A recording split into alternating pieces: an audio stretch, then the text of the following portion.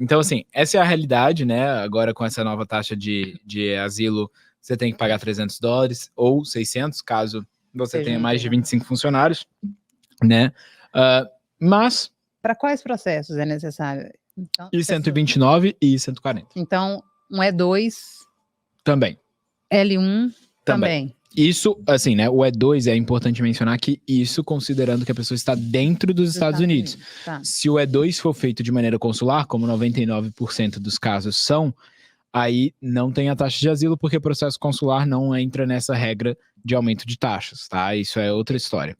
E o L1, a mesma coisa. Então. O L1, independentemente, porque o L1 ele sempre vai ter uma parte do processo aqui e outra parte ou consular ou aqui, né? Mas uma parte do processo sempre vai ser aqui. Aí nessa parte que vai ser aqui, você vai ter que pagar essa taxa de asilo de qualquer maneira. Então é isso, gente. Se correr, não é isso? Como diz o ditado, é B3, obviamente, então. Também, taxa de asilo. Todo mundo que protocola o I-140 vai.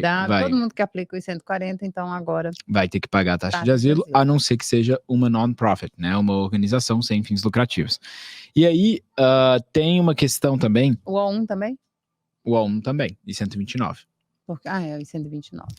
E aí tem uma questão que é, se você parar para pensar, o ajuste de status, formato combo, que antes você pagava 1.225, agora você vai pagar 2.300 e... me ajuda aí na matemática, 1.440 mais 260 vai dar um total de 1.700, mais 630 vai dar 2.330. Então, você vai pagar um total de 2.330. Então, um processo que era 1.225 vai ficar $1.000 mais caro do que antes era. Aí quando você faz isso vezes 2, vezes 3, vezes 4, ou seja, comece já a sua poupança, taxas da imigração, né? Cada um tem uma poupança ali, uma para comprar, trocar de carro, uma para viagens e tal, você faz uma agora para taxa, gente. Não é de rir não, mas é verdade. Conversava com gente esse final de semana, a gente falando disso, gente que está aguardando, né, a Priority Date para aplicar, e fala, não, realmente eu preciso já começar a me programar, porque na hora que chegar a Priority Date, a pessoa fica feliz por um lado e fala, puxa vida, mas agora eu tenho que ter esse dinheiro todo, porque não é uma coisa que a pessoa parcela, ela não tem como fazer aos poucos, vou aplicar esse mês o meu, mês que vem o do meu filho, assim, porque senão você vai ter um monte de confusão, então você tem que estar com o dinheiro todo realmente em mãos, para dar essa entrada aí em toda a documentação, como diz o outro, é uma paulada só, né? Então a pessoa precisa se preparar de uma vez, né? Então...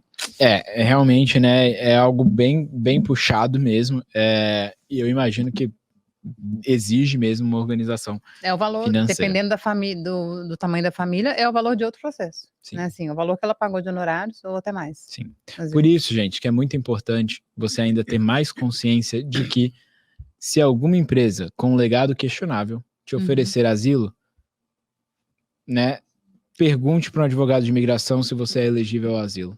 É verdade. Né, e assim, não caia numa dessas, porque você vê, são processos que são custosos, tem um custo, né, do outro lado tem outra pessoa pagando um processo de asilo, então você protocolar um asilo frívolo, caindo num golpe de uma empresa zero legado, falando besteira para você, não é aconselhável. E assim, né, doutor Guilherme, a questão do asilo, às vezes a pessoa está mal informada, ou ouviu uma coisa atravessada ali nos grupos de WhatsApp e tal, e vai procurando o asilo, mas eu já sei de casos de pessoas assim, que foram orientadas, olha, procure para você fazer a sua extensão de status, porque tem como estender o status.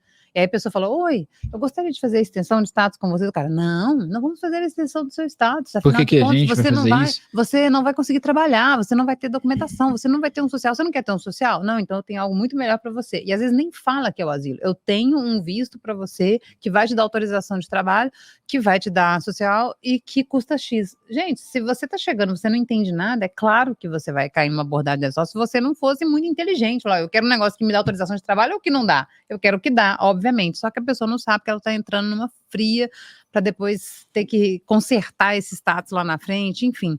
Então, infelizmente, as pessoas estão abordando proativamente, oferecendo asilo até para quem não pediu, a verdade é essa, entendeu? Então, cuidado, ajudem a gente a levantar esse alerta aí, gente, sobre a importância de se orientar corretamente.